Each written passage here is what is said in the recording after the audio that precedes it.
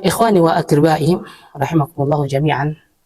Ya, kita ingin menyebutkan lagi racun yang berikutnya, yang kemudian racun falasifah, ya, racun falasifah yang kemudian menjadi syubhat malapetaka terbesar. Sampai mana begini kepalanya? Ya, Abi bicara dulu ya. Yang menjadi syubhat terbesar di kalangan para mutakallimin. Para mutakallimin. Apa namanya, kita telah menyebutkan kemarin bahwa mereka terpengaruh, para mutakallimin kemudian menyatakan bahwa pencipta Allah subhanahu wa ta'ala tidak menyandang sifat al-khalq, tidak menyandang sifat sebagai pencipta di zaman azali.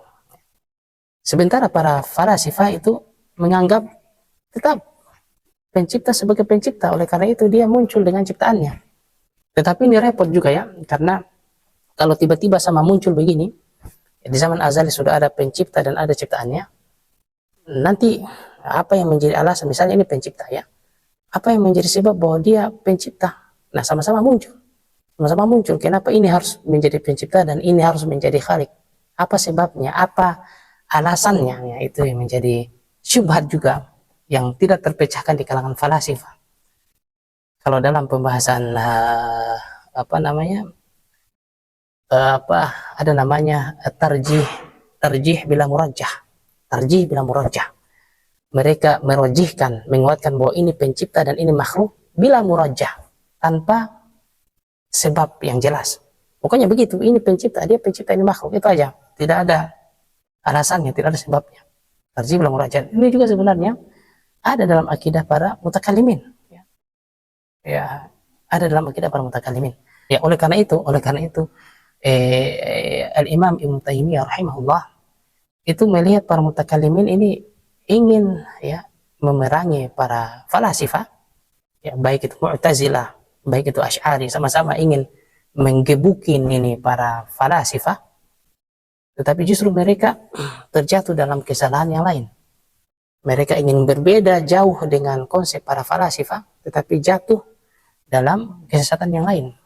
Ya, jatuh dalam kesesatan yang lain. Coba lihat bagaimana mereka tega menanggalkan sifatul khalq Allah subhanahu wa ta'ala, ya, mengatakan bahwa Allah tidak mempunyai sifat pencipta hanya untuk berjauhan, berbeda, hanya untuk dilihat 180 derajat dengan pemikiran falasifah.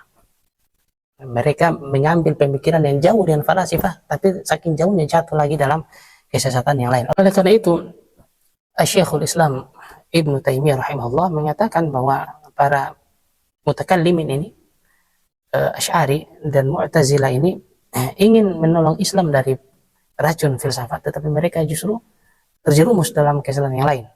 La lil islami nasaru wala lil falasifah kasaru. Islam tidak ditolong, filsafat tidak hancur, ya. Filsafat tidak dihancurkan, ya. Islam tidak ditolong, falasifah juga tidak dikalahkan.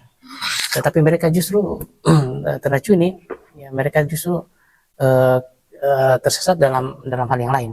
Nah, racun yang lain, racun falasifah yang lain yang ada dalam pemikiran mutakallimin, yaitu masih tentang penciptaan, tentang kemunculan alam ini.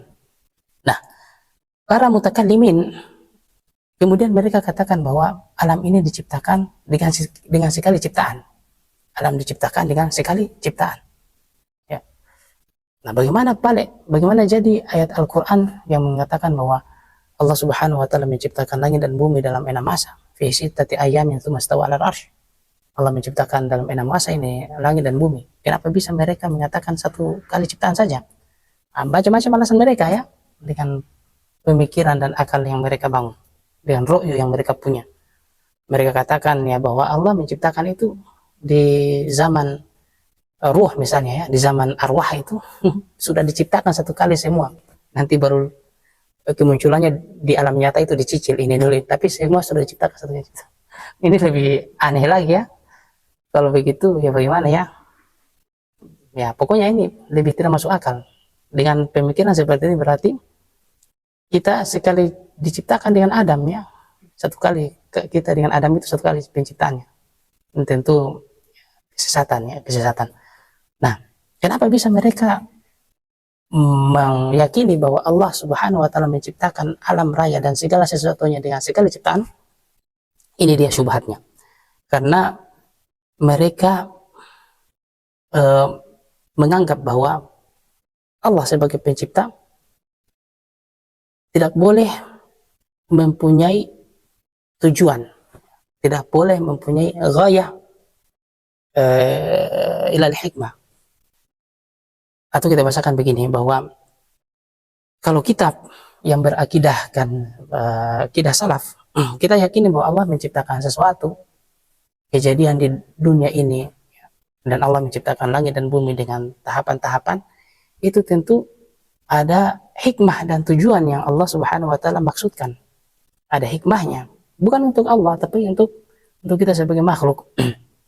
Nah, apakah itu kita ketahui ataupun tidak kita ketahui, tetapi ada hikmah yang Allah ingin berikan kepada kita, ada hikmahnya.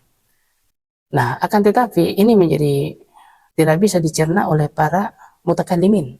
Mereka justru menganggap bahwa, loh, kok bisa pencipta itu ada cita-citanya?